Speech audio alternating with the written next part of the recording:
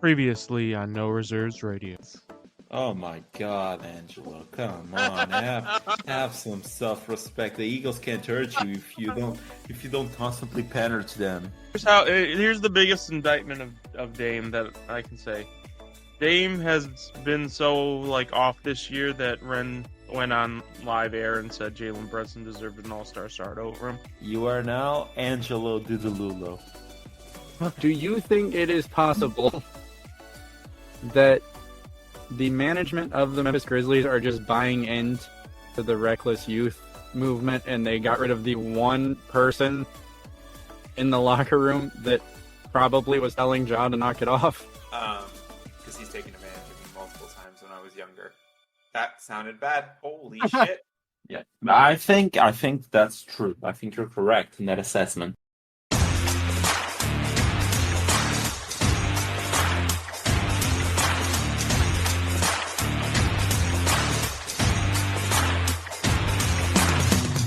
What's going on, guys? Welcome back to No Reserves Radio. I'm your host, Rehn.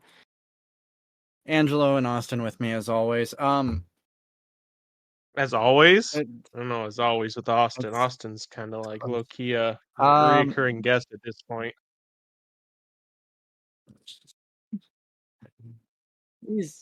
What? I don't know what we're doing. I don't know. I do. Okay, what are we doing?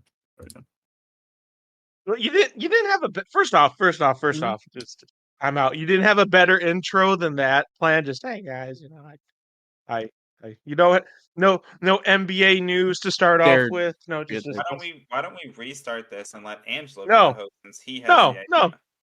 No, we're not restarting this. This is happening now. Fuck you. I know you haven't been here for months, so you don't get how this works now. But I would be here more if you guys stuck to the schedule. That is. Oh really? Yeah. Oh really? We're a little. Okay. So anyway, NBA news. Karl Anthony Towns suffered a torn MCL, potentially season-ending. Hopefully, he's back in time for the playoffs. I did actually go to the game last night, Pacers versus the Timberwolves. I was upset that Cat wasn't playing, but there's nothing you can do to avoid it, and obviously, his health comes first. Realistically, I don't know if he should have been playing in the lead up to the injury announcement because it sounds like there was some grumbling from his part about leg pain. But yeah, best team in the NBA record-wise. Hopefully he is back in time for the playoffs because I think this is a team that we all think could make some noise. But it's going to be a lot harder without Cat because he is their second best player. And I think that we are at the point where that isn't even an argument anymore. Like, I know that there was some debate whether this is Cat's team or this is Ant's team. I think at this point, most fans are aware this is Anthony Edwards' team. Correct? Agreed. I definitely rescind my Anthony Edwards hate. Oh, you mean the not top 5 shooting guard Anthony Edwards take? No, dude deserves it this year for sure. I will. This year. Okay. Go ahead. Sorry. I will say it was like really nerve-wracking. Obviously, the Pacers lost the game, but on the very first play, Anthony Edwards rolled his ankle, ran off the court, sprinted off the court. Which, if you hurt your ankle, why are you? Never mind. Since you got to experience a game live, what is the difference live as opposed to watching it at home? Yes, this is my very first time ever seeing a basketball game live. Well, no, but it's fresh in your head. The experience is fresh in your head. That's why I'm asking so. Now. When we talk about momentum in sports, right? Right, we talk about momentum in sports. I think that it goes. Oh, okay, I'll use the analogy of a video game. You know how there's the meter that shows momentum in some games, and it's swaying one way or the other. You can feel that energy in an arena. So the Pacers were down, I think 17 going into the half, and the arena, it was quiet. You could hear people talking next to you. And real quick, there was a group in front of me I don't know, because my tickets were like $240, and there was a group of 3 women in front of me that they didn't look at the court the entire game. They were looking at each other, just talking, and then they got up halfway through the second, left, and never came back. Don't know why they wasted their money. But then the Pacers started to go on a run. I think Aaron Nesmith hit a couple threes. Tyrese Halliburton hit a big 3. There was the TJ McConnell steal that led to a Miles Turner dunk. And when that, like, all of that's happening, the arena is getting louder and louder and louder. And like, when you're watching a game on TV, there's a lot more dramatics because you're hearing the commentator, right?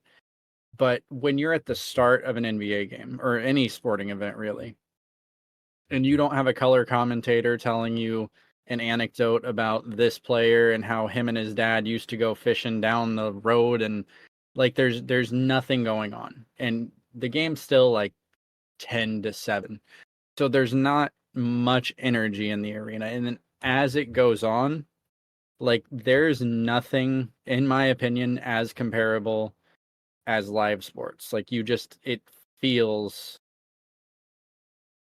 different. Like when the final play, which was freakish athletic freakishly athletic endeavor by Anthony Edwards. He hit his head on the freaking rim, his shoulder on the backboard for the block, right? But when they showed it on the camera, like the replay, yes, Ant got a clean block, but Gobert's hand was on Aaron Nesmith's chest. And when you see that on the camera, the entire arena just erupted, like anger. Just honestly, I've been to a lot of games, and I think that was the loudest booing I've ever heard. And like, I've been to playoff games, I've been to Colts Patriots games back when Brady was there. And I've never heard booing quite like I heard last night, which is weird because it was a regular season game and it wasn't really like, there was some, in my opinion, bad calls both ways. I don't think that the refereeing was exactly A-list. I don't think refereeing decided the game. I just think that it was really interesting that for a relatively calm, pointless game, everyone got as into it as they did. And I will say, as a Pacer fan, it's great, like, going to Gainbridge Fieldhouse and not seeing empty seats. Like, the arena was packed. So for me, I'm biased. Of course, you're not used to hearing booing. You're from Indiana. We Go boo on. everyone. No, you don't. Homie, we do. Trust me, we do. Every time LeBron touched the ball when he was on the Heat, he got booed. Every time Ja Morant touches the ball, he gets booed. Like, it's very loud. But I haven't seen anything like this in a long time.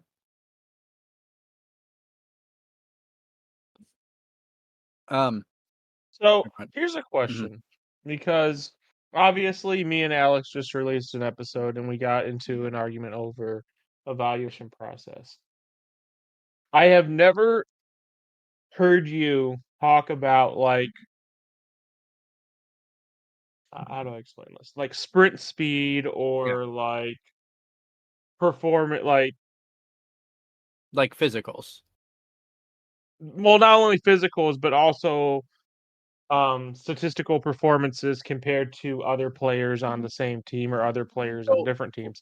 So as weird as this is to say, is basketball now a less analytical game than both football and baseball at this point, and probably hockey? And absolutely,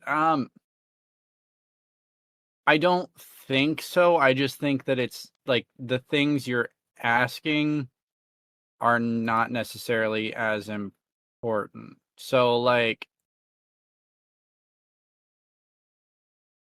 the fastest player in the NBA, right? Sure. Like this season, it's Kaiser Gates. Mm-hmm. Exactly, right? Exactly. Hold on, let me find. So the fastest speed player that you're gonna know is 1, 2, 3, 4, 5, 6, 7, which is Hamidou Diallo at 4.79 miles per hour average per game. Interestingly, he's a lot faster on offense than defense. He actually is 5.54 miles per hour on offense and 3.76 miles per hour on defense. The highest moving player, the player that moves the most, is Tyrese Maxey. The problem is, like, while these are interesting stats, right? Like, it is interesting to see that Tyrese Maxey, Miles Bridges, De'Aaron Fox, Mikal Bridges, and Domantas Sabonis move more than any other player. That's absolutely interesting. It's also kind of irrelevant in basketball. I think that there's a lot better. So we talked about this in the group chat a while ago, like win share, right? Win share is a great metric to compare players within their own team. It's not necessarily a great metric to compare players between teams unless you're comparing them within the context that their teams are different, right? Because a bad player on a really good team is going to have not necessarily a better win share, but a closer win share to a good player on a, yeah. So like, I'm trying to think of like two teams. So like Cade Cunningham is gonna have a decent win share relative to his teammates. He's gonna look a lot worse than Jason Tatum. Now, is Jason Tatum better than Cade Cunningham? Absolutely. But if you were just to look at win share, it's going to show that Jason Tatum is a lot better than Cade Cunningham. And a player like Derek White is something Cade Cunningham's going to be close to. Is Derek White a better player than Cade Cunningham? No. So when you're looking at the analytics in basketball, you have to look at each individual one within the context of what it implies. Whereas I think in football, because things kind of compare objectively either way, it's a lot easier to just take, like, what's a good... So that's kind of not. I guess we're not. I feel like we're not in the same ballpark Okay. because in football, you can fall in love with someone's athletic profile, whether they're, fast, agile, bursty, Absolutely. and their, college production. But once they start getting NFL snaps, basically all that becomes irrelevant and it's out the door. So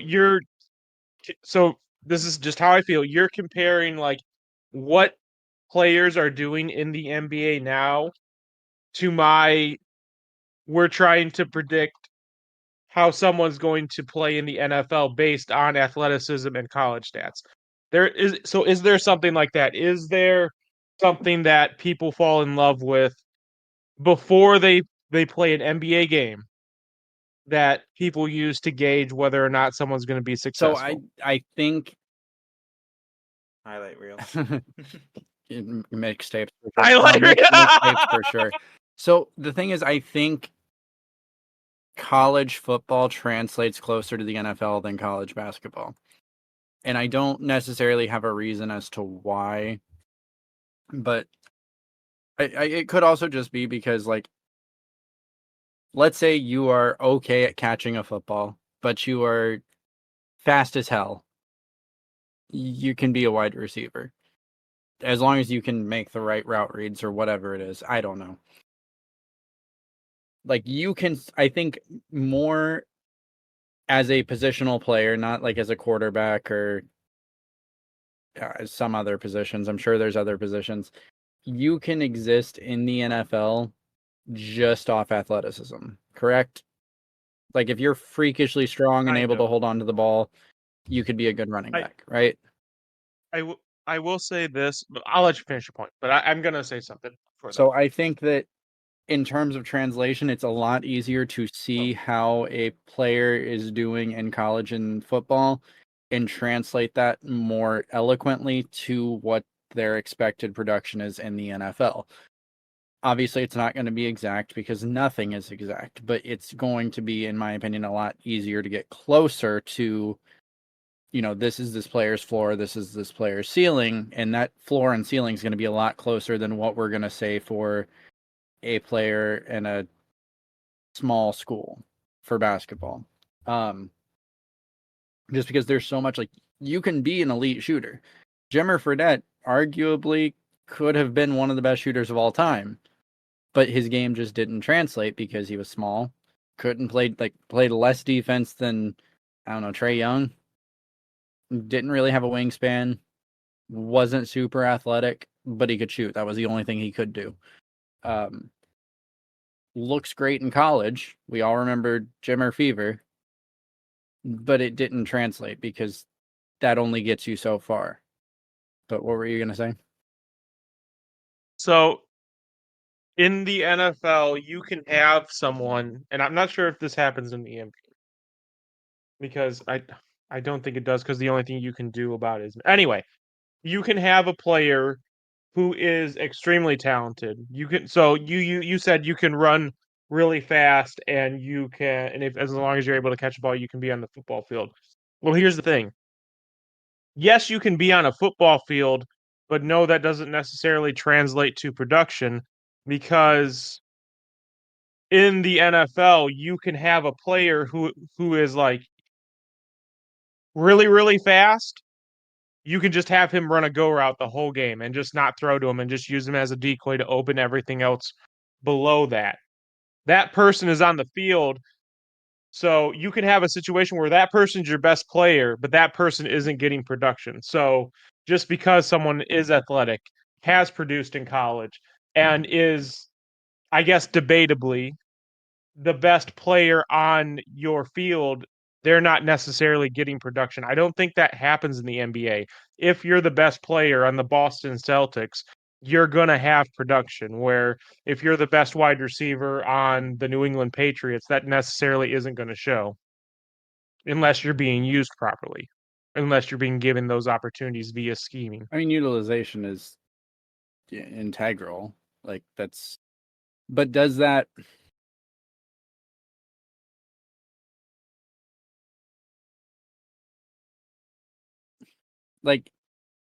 so it doesn't matter how you were going to use Jimmer Fredette. He was never going to make it in the NBA, right? So Because he had physical flaws. I'm saying there are wide receivers who don't have physical flaws, who don't produce because of how they're utilized. right, but the talent's there. Right. So that's what I'm saying. You can see a player in college, right? Understand what their floor and ceiling is, and then you can see them not producing because they're not being utilized, not because they're not able to produce. Correct? Yes. So I guess an example in the NBA, because that's what we're juxtaposing the NBA and the NFL here, right?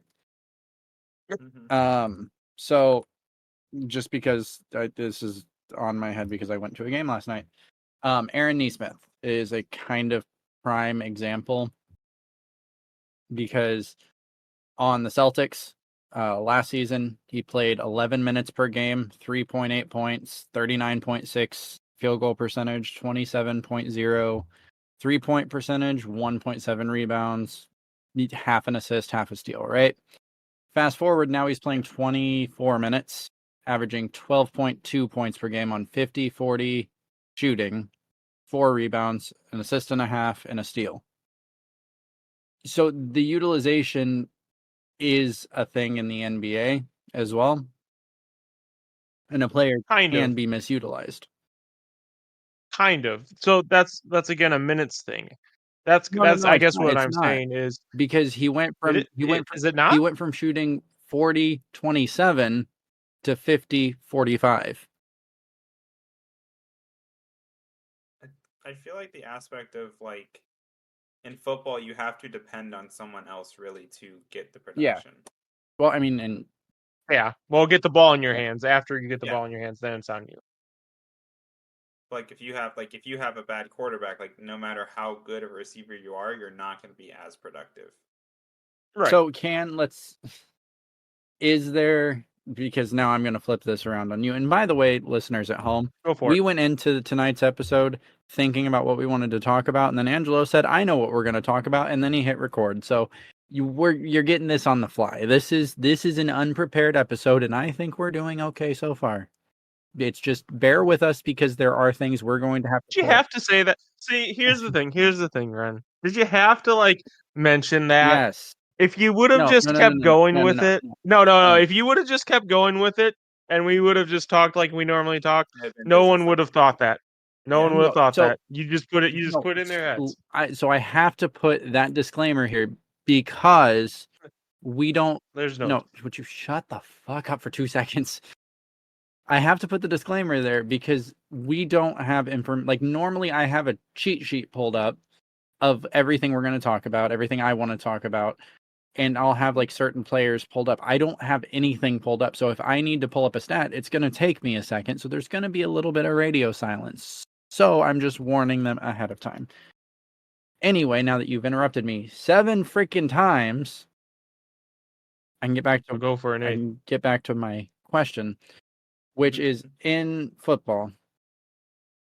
Mm-hmm. Is there any? Well, I guess there is. I think I already know the answer. Like because the Super Bowl with Brock Purdy. Never mind. Can a team make a bad quarterback better than he is? Yes. Okay. To a degree. Yes. So one of the things me and Alex talk about is like quarterback development, because I think when it comes to at least fantasy drafting, quarterback is probably the hardest position to draft for. You have guys you like, you have guys you don't like. It's basically a crapshoot.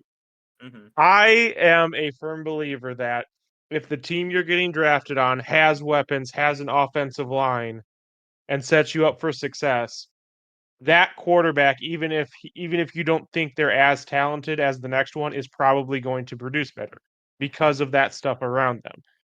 Tom Brady was a 6th-round pick. Tom Brady had almost absolutely no physical attributes that you would want. And his production, I don't even know what his production was because I'm not even sure if I could pull those numbers up back then. Anyway, you can have players develop into something good because they have everything around them already and they're given the tools to develop. That was my whole argument with Justin Fields. Alex's big thing with Justin Fields was, he doesn't do reads fast enough. He doesn't do his progressions fast enough. I was like, dude, if he's on the right team, he can be good. And Alex just didn't want to hear that, and he got drafted to Chicago, and I said rip Justin Fields on that one. But regardless, yes, you can have someone who at the time is a below average quarterback or not there yet, have everything else around him, and that team can be successful, and that quarterback gets better and better as it goes on.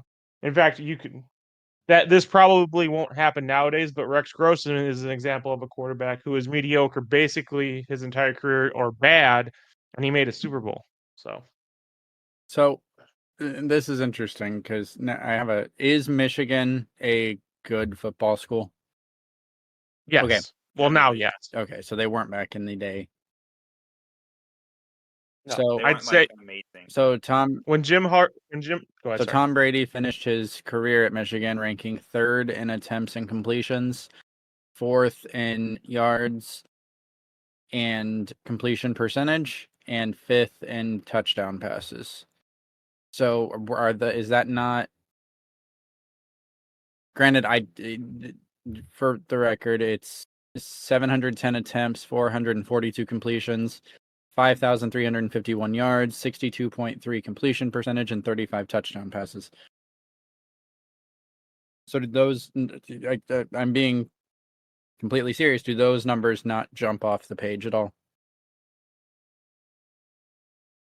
Yes. It So honestly depends on who he played that year, though. I'm going to be real with you.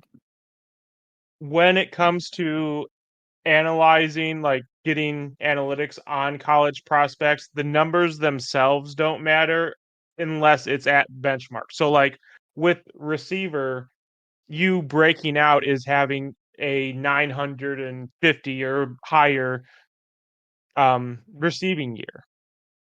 So it's not really judged on the numbers themselves. It's more judged on how did you perform based on the competition? How did you perform based on your own team? It's not the wins, losses, and the stats in a vacuum don't matter. It's how you juxtapose to everyone else. Which is why I said Tom Brady. You can't really. I don't think the analytical numbers are there for when Tom Brady was entering the NFL. So I don't know.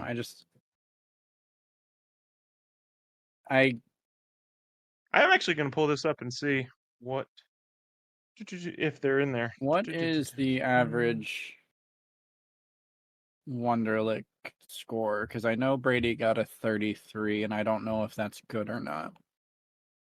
Let's see. I can actually tell you where that is based on his peers. If it's on here, yes, it was a 74th percentile. So that is above average. So the average score for a QB is 25.9. Yep. They break it down to like they had other people doing it, and like a systems analyst, an average Wonderlic score is 32, an engineer is 29, a copywriter is 27, a librarian is also 27. If I'm being honest with you, I'm not quite sure what the obsession is with the Wonderlic scores because as far as predicting quarterback play, it's not a good statistic for it. I think I don't understand, like I don't know what the Wonderlic really is. My thought on it, and perhaps you can correct me here, it's just supposed to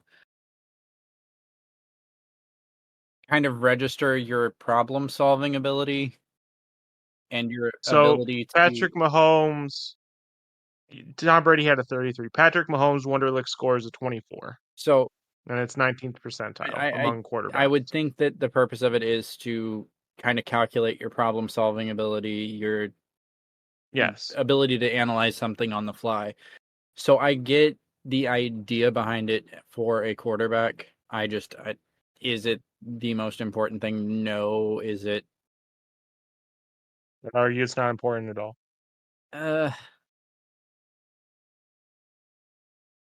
I don't know, because when you really think about it, physical abilities from a quarterback position are important, but they're not like defining. You can be a slow. No, that's what makes quarterback the hardest position to predict. That's why I said it was a crapshoot. If you have a quarterback who's on the lower side of the athletic spectrum, who has a high Wonderlic score, potentially what you're looking at is a player that's able to make better strategic decisions both pre-snap and during the snap. And I think that's probably you call it the obsession with the Wonderlic. I just think it's a way to get. I think it's useless for quarterbacks that have more tools at their disposal, whether that's a cannon of an arm or, they're faster than the secondary. Just out of curiosity, what was Peyton Manning's Wonderlic? Peyton Manning was literally average.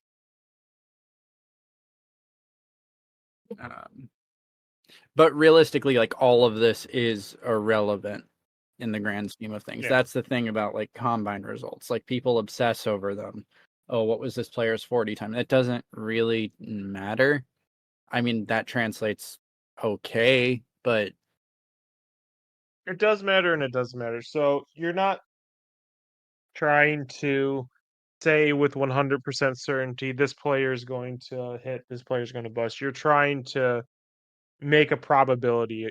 You're basically trying to make it so that you hit more than you miss based on historical precedent. So, like historically, people wide receivers who produce in college tend to be more successful in the NFL. So you try to get more productive wide receivers, more productive college wide receivers on your team. It's really as simple as that stuff. I've always seen combines as kind of not meaningless, but sort of meaningless because, like, I really don't care how quick you can run in a straight line in a vacuum. Like, if I'm looking at a receiver, I'm not just looking at how fast you are, I'm looking at how well you do against a press coverage, how well you can get away from someone, the decision making in traffic. And I don't think you get that from, oh, he ran real fast in that straight line. So I think that I honestly, okay. Go ahead. I was gonna say, I honestly don't think the combine's going to be around for a long, long time, at least for NFL. And if it is, my prediction is it's going to be more third, fourth, fifth round picks that are going to attend the combine, and all the first rounders are just going to say my college production was enough. Right, and that's what I'm saying. There's a lot doing that this year. I think that's how it should be because it really doesn't matter that you can run in an open field quick. Like, are there receivers that are dominant that are slow or slower? For Yeah. Yes. Right. So like, why do we care how fast he ran? We should care about his production and the eye test, and like that's the point of scouting. You pay a scout to go sit at this player's game and grade them for a reason, because a game is more important than a drill. You can be really good at a drill. Tell me if I'm wrong here, and be a terrible player. You can also be really good in a college game and be a terrible NFL player. Right, but I mean, if that you goes for any but if sport. you're good in a college game and then a terrible NFL player, your combine results have nothing to do with that. You can be really good in college and have a really good combine and be a terrible player.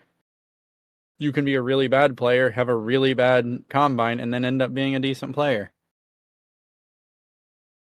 Like, I think that there's a point where everything's getting overthought. And I think that's, as fans, we're really guilty of it because we like to live in a, like, the video game mindset where everything plays out exactly like it shows, right?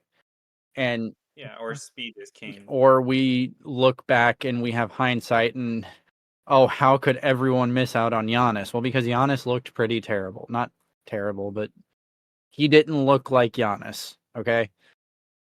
That's why I hate the, like, let's redo the draft. And it's like, oh, all these people chose these bad people over Patrick Mahomes. But it's like, at the time, no one would have known Patrick Mahomes was Patrick Mahomes. Yeah, at the time, they made the good pick. And if you look at, like, the draft analysts the nights of, most of the times they're like, oh, this is an A, this is a B, this one is an F. And then you look back on it 5 years later, and all of them were wrong about each one of them. And I think that we as fans overanalyze players. Well, yeah, that's part of the content. That's part of entertainment. I'm saying I'm not saying from, like, air quotes analysts. I'm talking about from a just fan point of view, right? So, like, when you watch draft night streams for the 101 and, like, people are crying because their team didn't take the player that they know is going to be the best player of all time. 5 months later, or 5 years later, that player's not in the league. Neither is the one they drafted because it's a crapshoot. As you said, you're basing your draft picks on the information available. You're not basing it on hindsight. You're not basing it on, like, what everyone else is doing. You're basing it off of, this is what this player did. This is what we think this player is capable of. That's why you have floor and ceiling. They fill a positional need. We're going to take them. Does it always work out? No. Does a combine change that? No. Like I said, I don't think that it does us any justice to be looking at it as a video game, because that's what we're essentially doing. Do you disagree? I don't disagree with that. In recent years especially, it feels like drafts have been overanalyzed to the point that That's part of getting. Okay, so you can't have your cake and eat it too. That's part of like advanced metrics and analytics getting into the game. How do you think they come up with these numbers? They overanalyze the game. So you can't be like, oh, well, we're overanalyzing everything. By the way, his defensive win shares. right. But That's what I'm saying, that's the part you signed up for when you brought that into the but game, what I'm buddy. saying is the draft itself is a crapshoot. It's a crapshoot that you're weighting in your favor, absolutely. But Yes. it doesn't matter until that player's on the floor for a tip-off or that player takes their first NFL snap. Nothing else matters. We can go talk about how he did really good when he was doing his one-on-one chest test during the combine day 73. That doesn't matter. He bench pressed 27 and a half times. He fumbled the ball in his first play and couldn't get a catch after that. But he did all those bench press numbers. It doesn't matter. That's what I'm trying to say. Like, we're overdoing it. Look at it within the realm of, you're making an educated guess. But you can't just say, oh, wow, this player had a really great combine. They're going to be an all-time great. You have to look at the production on the field, because that matters more than the combine to me. So you're looking at their high school, college career. Right, but you understand when the combine happens, none of these players have an NFL snapper. Same thing with the NBA. None of these guys have an NBA That's dribble. what I'm saying. So you don't know. You are making An educated the guess. assessment, yes, based on the information you have at hand. But what And you're trying I'm to skew that to saying, your advantage. but what I'm saying is that people take the combine as more important than anything else. They're overanalyzing the combine. It doesn't, like I said, oh, he was terrible in college. His team didn't win a single game and he dropped the ball a bunch, but he had the fastest 40 time. Wow, he's so good. He's going to make changes in the NFL. Xavier Worthy. That's what I'm saying. I'm saying that you have to look at it Oh like no, not Xavier the Worthy. whole picture is the point. That's a prime example. When you're going into the draft, the whole picture is what you should be looking at. And I think that fans, overestimate the combine in any sport. And I think that's a video game mindset, because games like Madden come out, and in that, the combine is hella important because it determines their ratings. Is it important in real life? Yeah, to an extent. But it doesn't matter if they're a bad player. If you see on the field they're a bad player and you can tell they're a bad player, I don't care what their physicals are. And that's for any sport. We have, like, in the NHL, like, a very, very physical sport. The best player, like Connor McDavid, had a terrible combine. He's the best player on the planet. Because Connor McDavid's game is not based on physicals. But people care about the combine. They were making fun of, I think it was Cale Makar, for not being able to do a pull-up. Best defenseman in the NHL. All I'm saying is you have to look at the whole picture, and I think that fans put too much faith in the combine. When?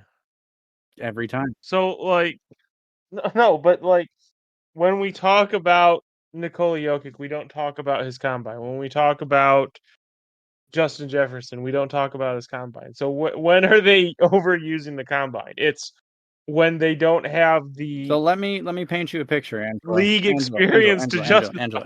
Angelo, where do I live? What city do I live in? A disgusting backwater town. No, say it. What city do I live in? Ugh. Indianapolis. I live in Indianapolis. Austin, can you do me a favor? Where's the NFL Combine?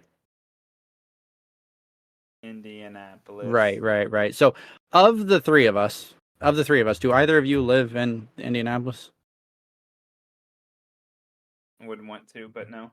You live in Florida. You can't. I wouldn't sign up for it. So, who is the one that gets to see downtown full of people acting like the Combine is bigger than Comic-Con?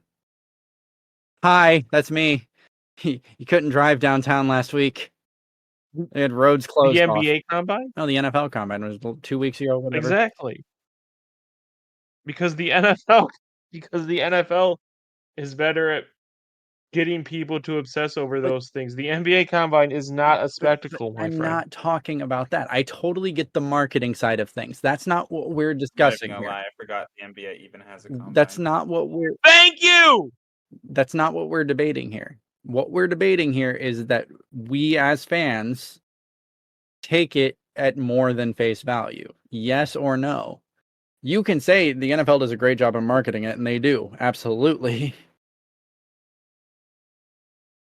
Before the production happens, yes. But after that initial, I'd say year or two, what someone's combine is doesn't matter to the vast majority. I'd even argue a very hardcore like fans or of the NFL or the NBA. It doesn't matter. I think you're taking a small like portion of time after someone leaves college, but before they come into the NFL or the NBA, and you're saying people obsess over. That's because that's all they have to obsess over with these players, my dude. But they shouldn't be obsessing over them.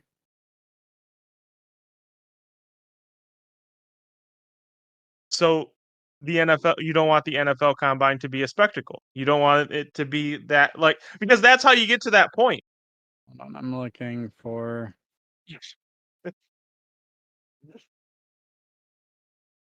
Okay, so let's go through a couple here.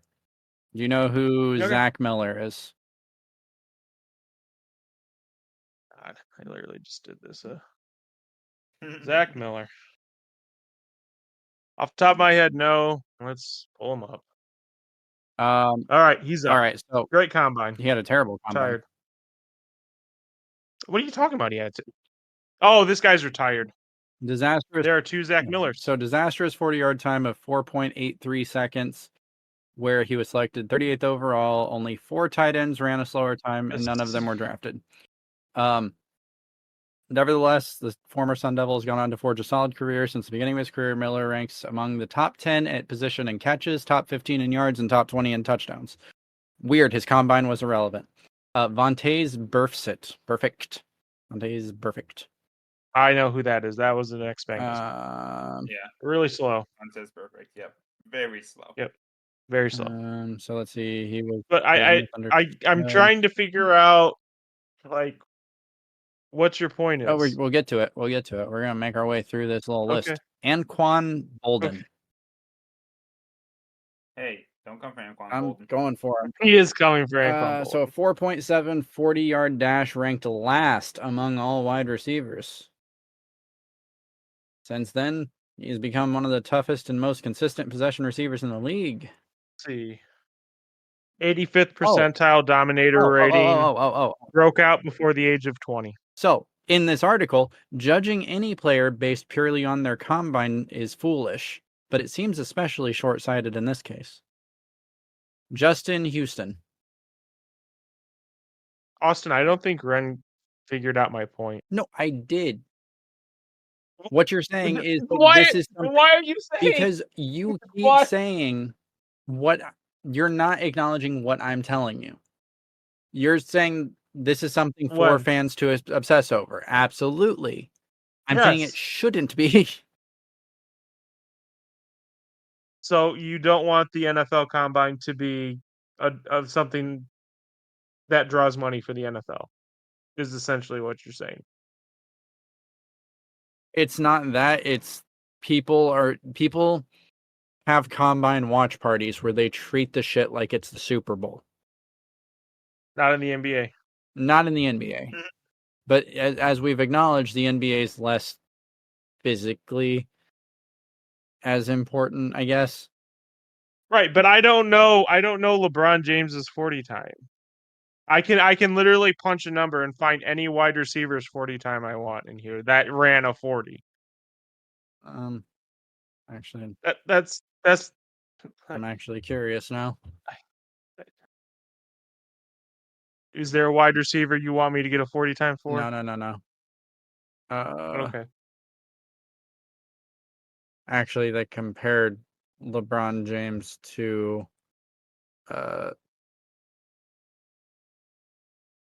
so his 40-yard dash was 4.6 seconds, which puts him in the 62nd percentile. Vertical jump was 44 inches, which puts him in the 99th percentile.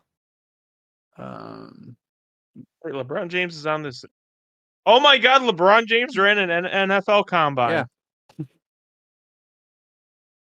I have his numbers. Is he slow? No, God, he what? ran a 4.38. Have you never watched basketball, Austin? LeBron is one of the fastest players ever. Speed is actually his word. So I'm just gonna give you this, Austin. Break one in a vacuum doesn't mean anything.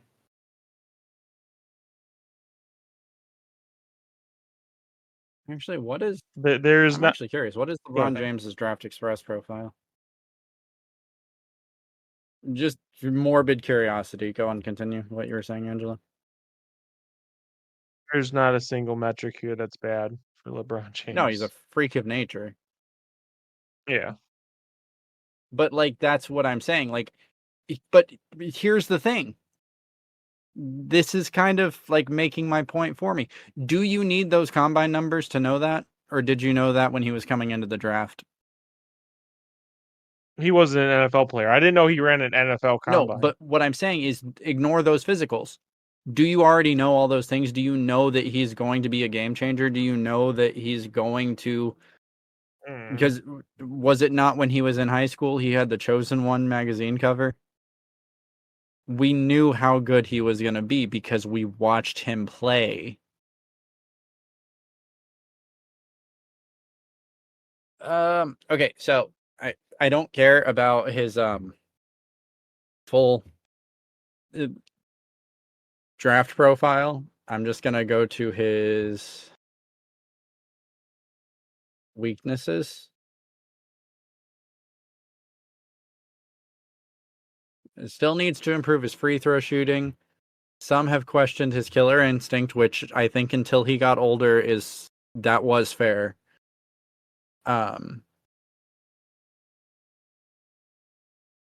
Doesn't have the tightest handle, agreed.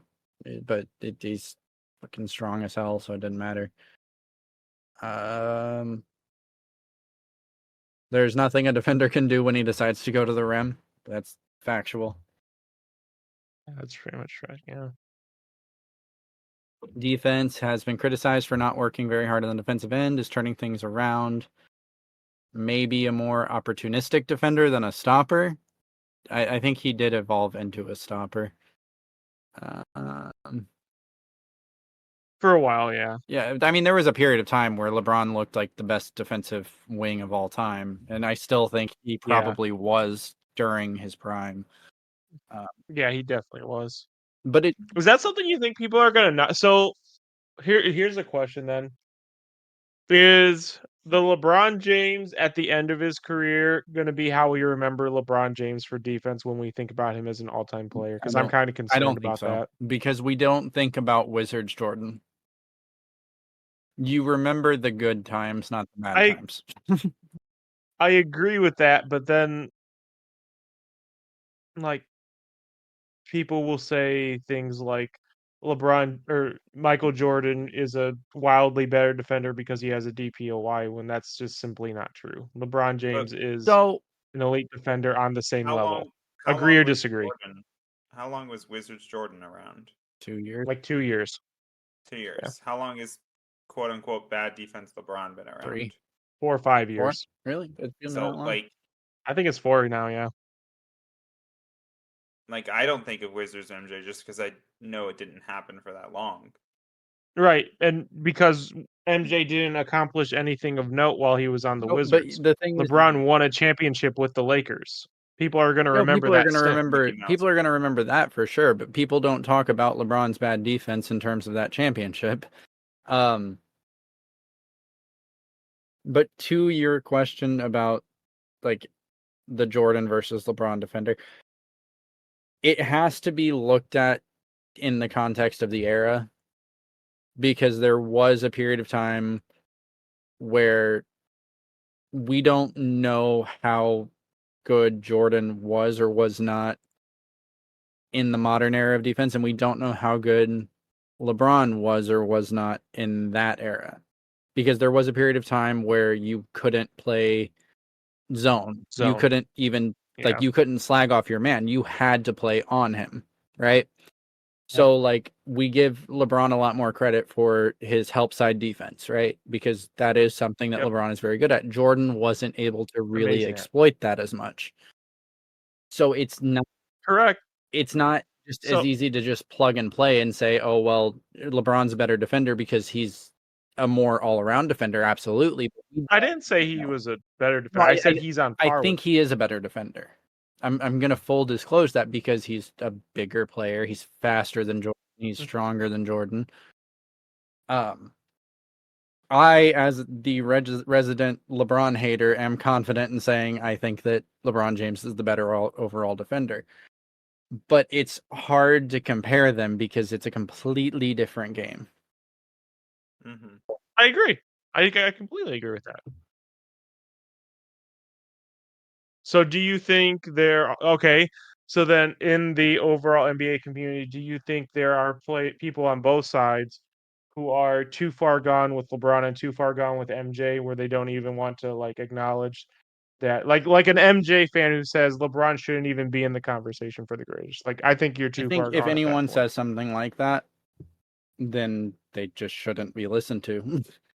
Now, if you're saying MJ's far, like if you are on the fence to where you're saying MJ's the best player and LeBron is the second and it's not close, I'm okay with you saying that. I'm okay with you saying the reverse, because that's a valid opinion. Like, I think no matter how you look at it, it's MJ and LeBron are 1 and 2. It doesn't really matter which one's 1 and 2. Mm-hmm. Sure. But if someone's saying, "Oh, MJ's or LeBron's not even on the board," they're an idiot. They are just a fucking idiot and should not be listened to. And the same's in reverse, because I've heard people try to say that MJ shouldn't be in the top 3. That's ridiculous. You're wrong. That's ridiculous.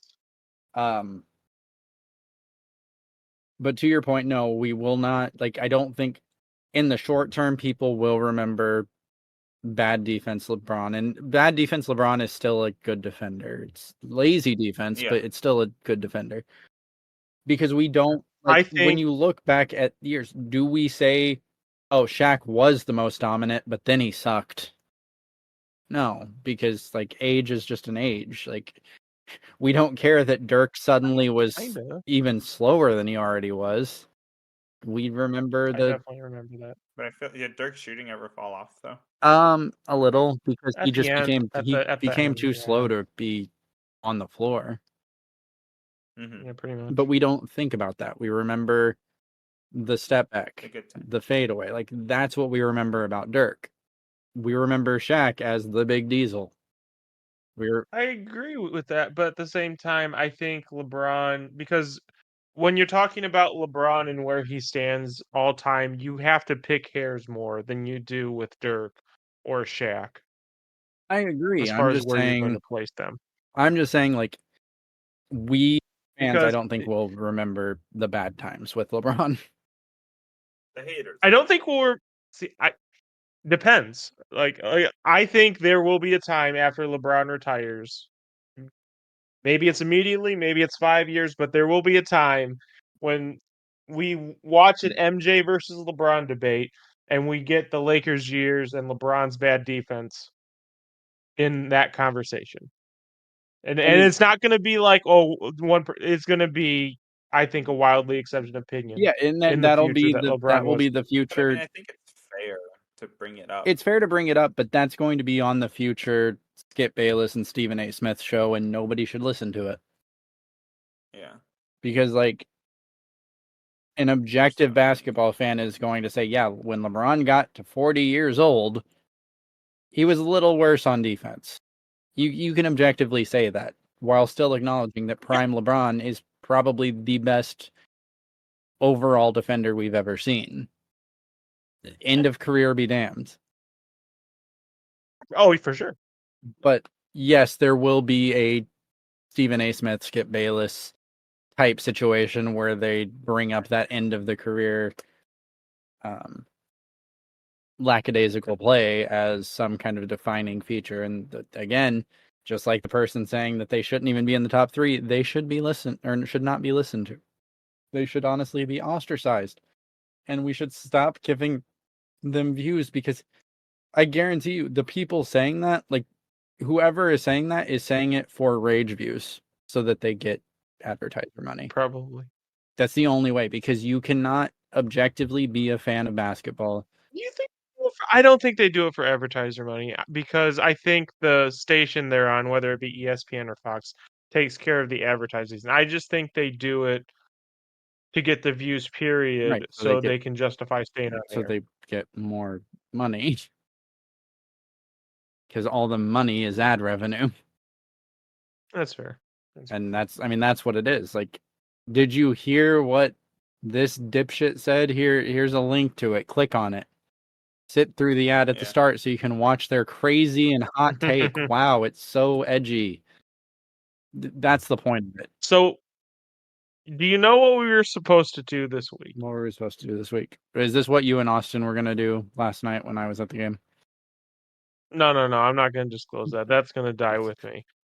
Fine. What you said was going to be this week was us doing our own duos, top 10 duos. Oh, yeah. Oh, yeah. That's why I just started the episode, because I was like, this motherfucker just forgot. No. He forgot what he said last week. Yeah, that's true. I did. Top 10 duos in the NBA. Oh, God. Okay, I can do it real quick. Oh, you're going to... I'm not going to bother I can do it doing real quick. I can do it real quick. All right. You can do your list, and me and Austin can dissect it and make slide comments while you do It's it. gonna be real quick. Just because I did say so. One is gonna be Nikola Jokic and Jamal Murray. I just think Nikola Jokic by himself is head and shoulders above. He's one of the best players. 80% of that. Yeah, 100%. I disagree, dude. Okay, in the regular season, I agree. In the playoffs, Jamal I Murray, think it's Murray is like more 60-40. impactful as far as like getting you to win a game than Jokic is, because Jokic is going to do what he does. He's going to put you in that position. I think Murray gets you over the hump. For sure.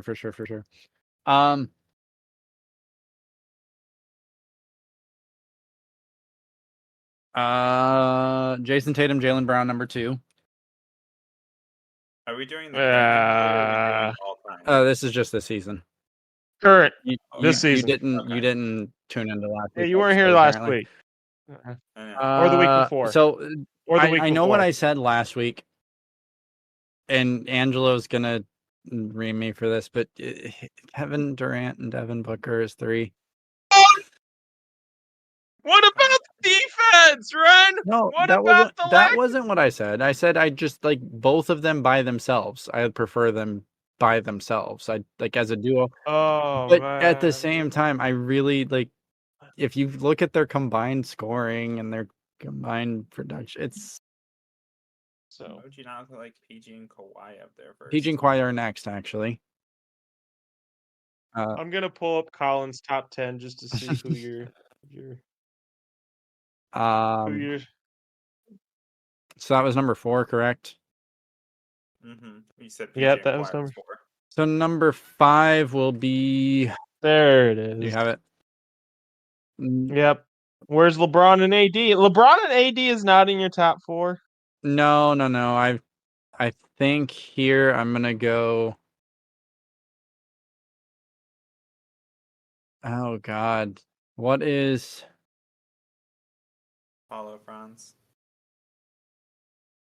I'm gonna say, okay, this is gonna Halliburton. no, Chinese. this is heavily weighted. I just no. have to highlight it's heavily weighted. Oh no. Oh, SGH at no. Holmgren. Oh no. Oh my god, Yeah, dude. boy. You just no, Austin, Ren just said that SGA and Chet Holmgren are better than LeBron and AD, Luca and Kyrie, Yeah. Giannis and Dame Lillard. Not Yeah, boy. oh Bad boy. my Bad boy. god. Bad. Oh my god, Slander. dude. Oh my god, dude. Oh my god. Next is Jimmy and Oh Bam. no. Oh no. Oh my god. Calm the fuck down. Oh my god, dude! You think Jimmy and Bam are better than the? Oh my god! Oh no! Just make it stop! Make it stop! Oh no more! No more! De'Aaron Fox, DeMontis Sabonis. What is wrong with you? What is? You remember those Rays views he was just complaining Yeah! about? Jalen Brunson and Julius Randle.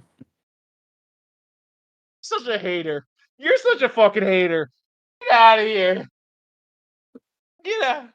Like oh I had to leave for that one. uh Brunson and Randall. That's where I draw the line. And then rounding out the top Brunson- 10 is this man. Go ahead. I want you to finish your top 10. Then I'm gonna go on my little. rounding out the top 10, rounding out the top 10, rounding out the top 10. Steph Curry, Draymond Green. Fuck you. Fuck you. Just fuck you. So this Also, man, like Maxi Embiid. Embiid's out. Embiid Yeah, got I hurt. won't do Embiid it. got until hurt. August. Oh yeah, that's right. That's right. He can have a mulligan for that, but this man does not have LeBron James and Anthony Davis in his top 10. He does not have Luka Doncic and Kyrie Irving in his top 10. He does not have Giannis Antetokounmpo and Damian Lillard. Giannis Antetokounmpo and Damian Lillard in his top 10. Paulo and Franz. Who? Exactly. Don't have Mitchell Garland. man. I don't have Oh Ant and man. Cat. Is Mitchell Garland the duo there though? Right now, yeah. Yeah, it's Mobley's Okay. kind of not really progressed offensively. Elite defensively still, and Allen's been kind of hit and miss in terms of injury. Mm-hmm. That might just be the title of the video. Ren doesn't have LeBron James and Anthony Davis as a top 10 duo currently. We will do. So, Oh, for the record, oh man. I read through a list of duos, and it was in alphabetical order. If you follow along, Oh. but we will actually do top 10 duos next week with actual like numbers and research. Well, thanks for donating us the title, Ren. A title for this welcome. episode. I just wanted to Golly, help dude. you. That's what I'm. Oh man. I know my job lately's been the What title. is? Maybe Jabari Smith Oh, Jr. and Jaleel Okafor. Fuck it. fuck it. Oh wait, no. Okay. Jabari Smith, not Jabari Parker. Oh God. Oh man. Where is Jabari Parker now? Okay. There's an example of a freakish athlete that just didn't go anywhere. Yeah, it's almost like combines don't matter. in the Weird. NBA. They don't matter at all. Oh. I gave you a list of quality NFL players that had terrible combines. Jabari Ali Oh. Parker is currently playing for FC Barcelona. How can you? So FC says Ren football doesn't club. have FC. LeBron FC James Football Club and Barcelona Davis. basketball. Yes. That doesn't make sense to me. Yes. Okay. As long as it doesn't make sense to everyone, I'm good with it. You guys got anything else? Yeah. The fuck is wrong with you, man? Take that as a no. Austin, you got any words of wisdom Nope. before we head out? I don't. Really? Ren definitely This is doesn't. probably your last episode for like 3 months, so you don't want to say any parting words. It's true. Say you appreciate the fans, everyone, all of your 2 fans who come to watch you and get disappointed every week. You don't have like There a I'm actually sorry. there It's gonna be actually better. are like people that prefer Austin to you I'm and I, which is weird 'cause I he doesn't even no, talk. no, 100%. There are.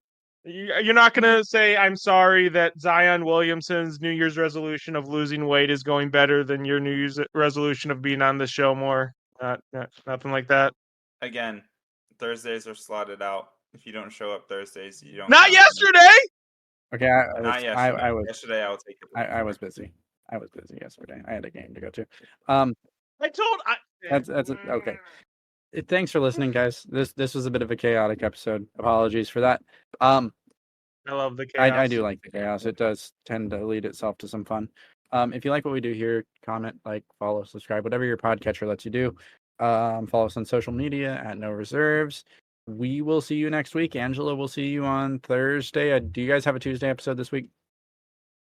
I don't think so. I'm actually talking to Alex about it now, but so we'll see. Yeah, so if you have notifications enabled, It might be Wednesday. It might be Wednesday if we if do you it. have notifications enabled, you might get an extra No Reserves episode this week. But besides that, you'll just have Sunday, Thursday. I'm not even gonna put what we talk about in the description. I'm just gonna put stuff. This Stuff. was We talk about definitionally stuff. a variety episode. We talk about stuff. Talk about Anyway, we'll see you guys next week. Love you. Bye. See ya. Austin will see you in the Would you future. end the at an recording? undisclosed time.